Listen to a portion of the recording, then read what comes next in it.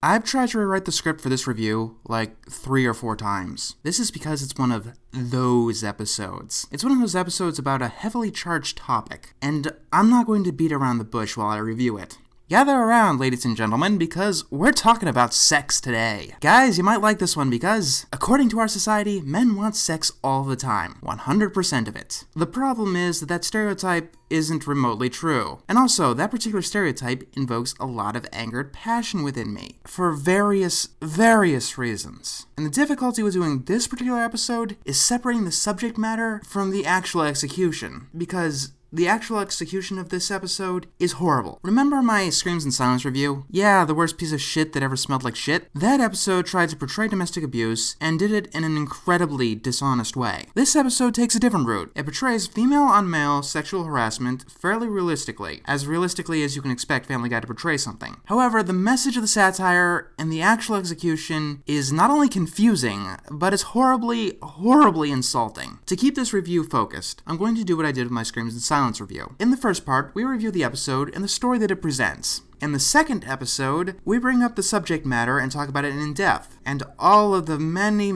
reasons that it ticks me off. This episode tackles female-on-male sexual harassment. Giving this episode the benefit of the doubt, I think that it's trying to be similar to that South Park episode and put a lampoon on a destructive and stupid double standard. But the execution of Peter-Assment is so botched, it gets very confused to which side that it's on. The side that's trying to dismantle the stereotype, or the side that's trying to mock the victims of said stereotype. I mean, we've got unfortunate implications at 10 today, people. No, this episode isn't as bad as Seahorse, Seashell Party, Screams in Silence, or even Fresh Air, but I am still going to be very harsh. There's a point that I want to get across. When you do a message or a plotline that very few others are daring enough to try, you cannot afford to drop the ball as badly as this episode did. Let me start off with saying what this episode tried to convey. Not all men want sex all the time. I hope that both the men and women in my audience understand this. There's this horrible media perception that all men are basically Quagmire, and that all women are totally asexual. That's obviously not true at all. That's the perception that all movies, commercials, sitcoms seem to throw out there. Not only is it not true, but personally I find that it's the most destructive stereotype placed on men, and I'll get into that in the next video. As a corollary to that, men can be sexually harassed by women and by other men. And yes, men can also be raped by women. By the way, if either of those topics are too uncomfortable to you, consider that your trigger warning for this review.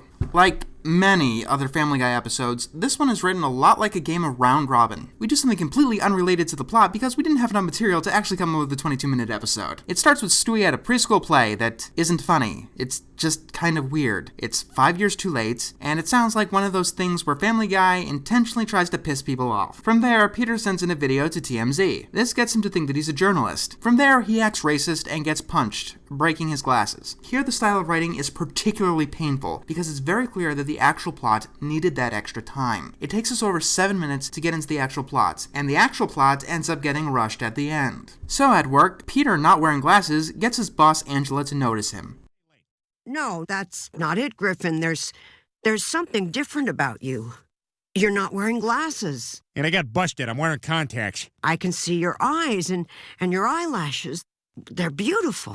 Wow, way to make me sensitive about my fucking glasses. I thought that maybe a laugh was necessary because this episode is about to get extremely uncomfortable, whether intentionally or not. Angela starts sexually harassing Peter after some very bad gross out, and we get to the first controversial part of the plot. Peter goes home and tells Lois that he's been sexually harassed at work. Lois has a interesting reaction.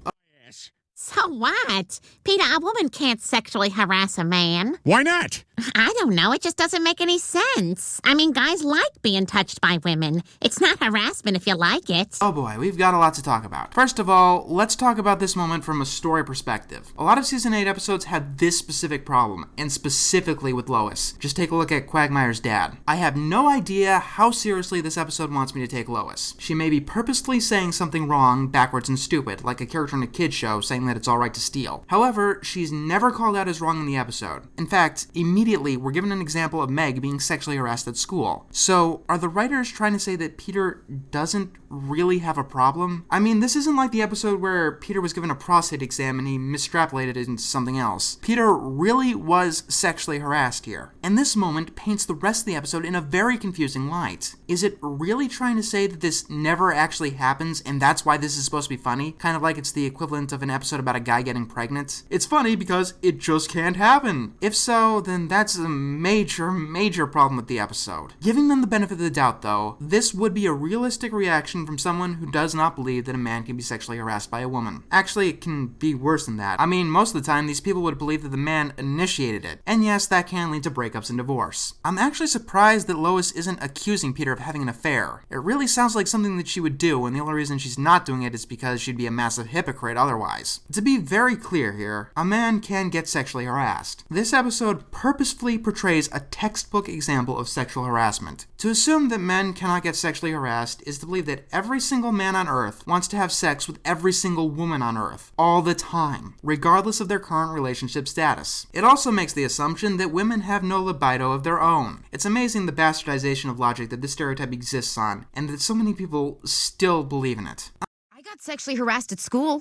My chemistry teacher, Mr. Taylor, rubbed my shoulders for 35 minutes in class the one day I didn't wear a bra. See, Peter, that's harassment. An older man, a weak younger woman. He could have taken advantage of her, forced her to do things to him. He did. Awful things. See?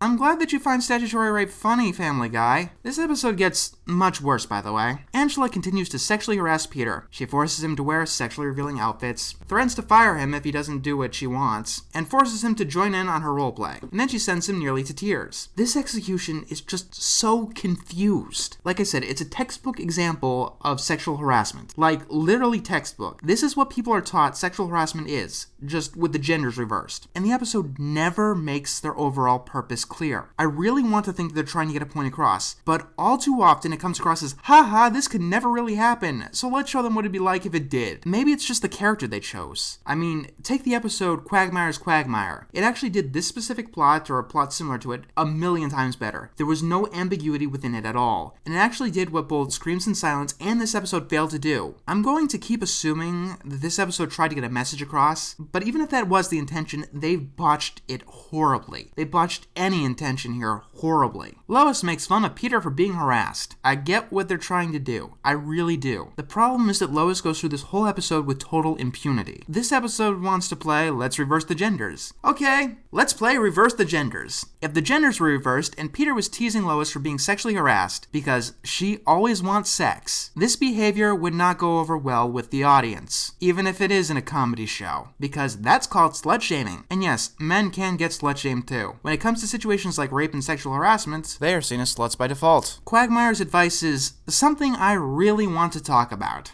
Special project. I know she's gonna make me have sex with her. What the hell am I gonna do? I don't know, Peter. If you have sex with her, you give her all the power. If you don't have sex with her, you're gay. You can't win. Yeah, homophobia is a real problem. A lot of men find themselves forcing themselves to have sex or objectify women to prove to themselves, their friends, or society as a whole that they're not gay. If a man doesn't want sex at any given time, no matter how much sex he's gotten in the past, he's generally presumed as gay. So to avoid this, a lot of people feel the need to wear their heterosexuality on their sleeve. And this reinforces all of the other problems. It gets to the point where if a man says he doesn't want to have sex, people tend to think that there's something wrong with him, either physically or mentally. And this leads to problems for everyone. I mean, I'd imagine the kind of rejection a woman would feel if this man, who is supposed to want sex all the fucking time, and all the non-fucking time too, doesn't want to have sex with you.